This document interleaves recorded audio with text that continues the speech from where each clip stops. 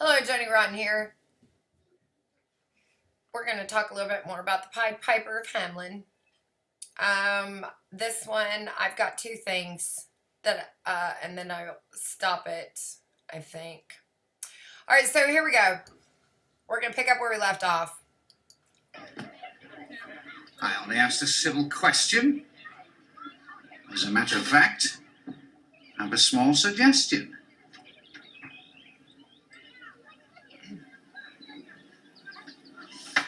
You mustn't mind them. They're just frightened. Too much so to be enlightened by any wandering. Are you an actor? You might call me a rat attractor. Consider me yet another factor in mankind's never-ending vermin war.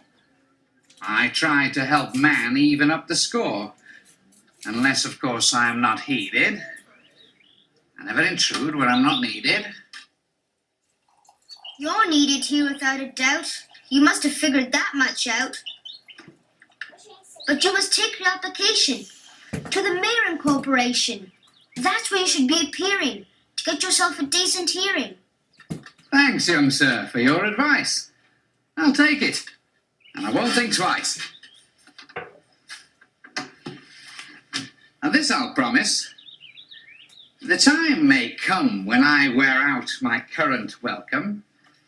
Should that happen, you have my word. I'll remember what I heard here and give you my protection. Against what? Why, against unnatural selection. Remember, young sir, that all's illusion, and dreams, though potent, are no solution to the problems that we face. The rainbows that we chase are no more real than the idea your foot will heal. My words, no doubt, seem strange to you, but please remember that they're true. So this boy's been nice to him. He's told him what he can do to go to the council, and so he's saying, thanks.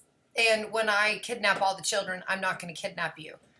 And so the boy asks him, I'll protect you is what the Piper says, and the boy says, protect me from what? And he says, from unnatural selection. So I typed that in. Turns out, there's an Unnatural Selection Season 1 from Rotten Tomatoes. And It's Netflix. right, it is Netflix.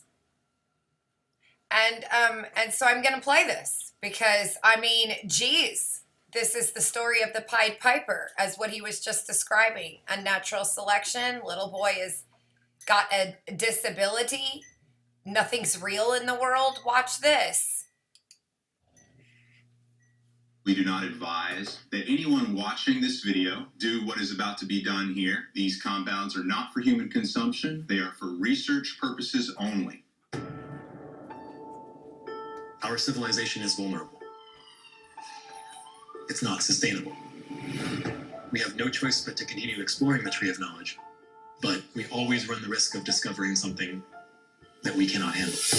We could take a gene from one organism, put it in another, and make a medication that can save a bunch of people's lives. I'd assumed that getting DNA and making changes and stuff cost millions of dollars, and that you needed a huge lab and a research team. You'd be surprised what there is on YouTube. CRISPR was the starting gun. Lets you edit just about any gene. Alzheimer's, cystic fibrosis could be diseases of the past. He's missing both copies of the RPE65 gene. He will eventually go completely blind. And what kind of world can we build? The risks of humans undermining their own existence are very real. We are developing gene therapy technologies to help people take the health of their lives into their own hands. There needs to be rules. Don't put gene drives into the wild. Gene drives could cause irreversible ecological damage. It's amazing the things that we could do with this. The question is, should we? What happens if diseases were just eradicated? Technological breakthrough that could change the future of mankind. This is truly experimentation on human beings. This cells can regrow your kidney. Biohackers actively working on it themselves. How many injections have you given yourself? We are in control of our destinies now. If you're really playing God, you don't care what other people think. If if you're really playing God, you don't care what other people think. Holy shit! I know a whole bunch of people playing God right now, and they really don't seem to give a crap about anyone else. But I found that to be quite interesting. It goes along with the story of the Pied Piper. But you know what else it made me think of? These people are injecting themselves with stuff, right? I'm sorry, but I couldn't help but think about, Dr. Jekyll and Mr. Hyde. And a lot of things. The Invisible Man. These are all stories about somebody who's experimenting on themselves. In fact, we see this an awful lot in superhero villains. Right? I find that interesting. Anyway, let's go back to the Pied Piper because I have one more thing I want to share with you. We're going to talk about the hourglass and its importance here in just a second. And so the people in a body to the town hall came flocking. It's clear, say I, town mayors are nodding. And as for the corporation, shocking! I think we buy gowns lined with ermine for dogs that can't or won't determine what's best to rid us of our vermin. So they're heeding to their government, basically. What are you going to do about the vermin? Have you got... And I mean, here again... It doesn't matter what country, where I'm at on this planet right now, secret councils, UN councils, all these councils keep meeting constantly. They just meet and eye each other. I'm not exactly sure what they do in these counseling meetings. They seem like they spend a lot of time talking. I don't know, because it's happening a lot. So they're going to council here. Anyway, let's see. So they go back. Somebody throws a tomato at them. So now they're like, oh no, it's going to be worse. Next time it'll be something else. And they're sitting here. And he has this hourglass on the table. And so you'll see they've been sitting there for an hour. He flips it over. It was mainly you. I? And they're blaming each other. Was really I? Oh, me. I wonder if he's a Democrat. Since his city is overrun with rats. Oh, my. Perhaps I should lay down my mitre to someone who's a wee bit brighter. Perhaps they should all change their vote and shift the government to someone of no tool. Not so fast. You're quite forgetting all the salaries we're getting. Did you hear that? Not so fast. You're forgetting all the salaries we're getting. Oh, that is just upsetting. Changing the mayor is no solution. Not for our pockets, nor this pollution. Will no one rid me of these meddlesome rats? If they did, I'd consider changing hats and taking my place alongside you and let history say simply... Boo.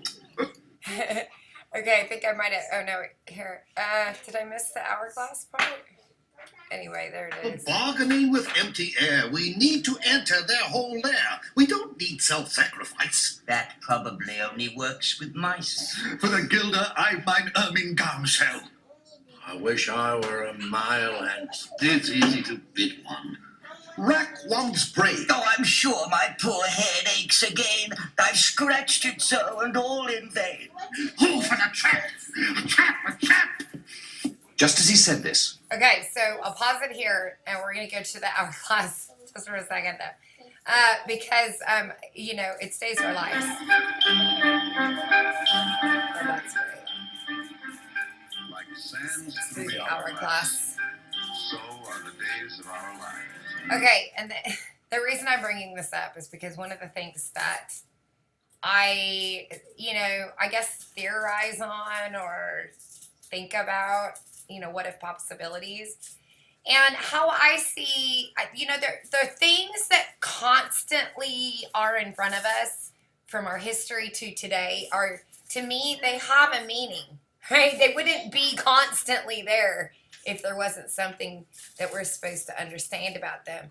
when I see an hourglass and I think about, could you imagine if you had several hourglasses, not just one, but you had several stacked up on top of each other, and all of them could empty into the next one and the next one and the next one, so they'd start at the top and move their way down.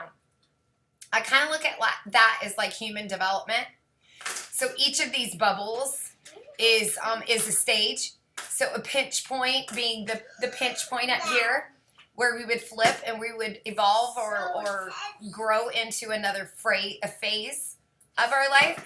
And so just like in hourglass, we have pieces of sand that have fallen really early, and they're down there at the bottom of the hourglass. And then we have, so these have been here longer.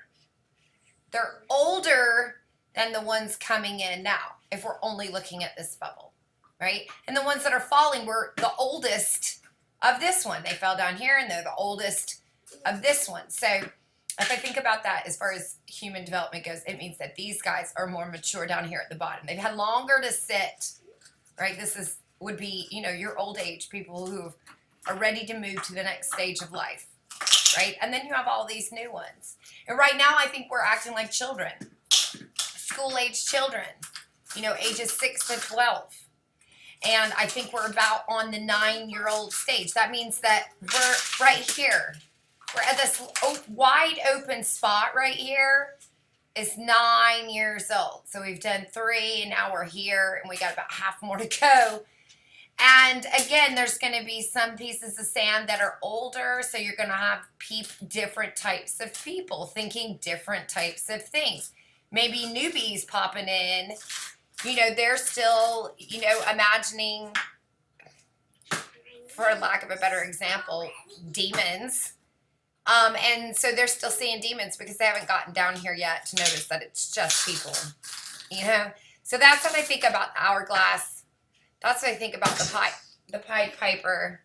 I think it's poignant to today, and so now we'll pick up next when the Piper comes in and offers his services.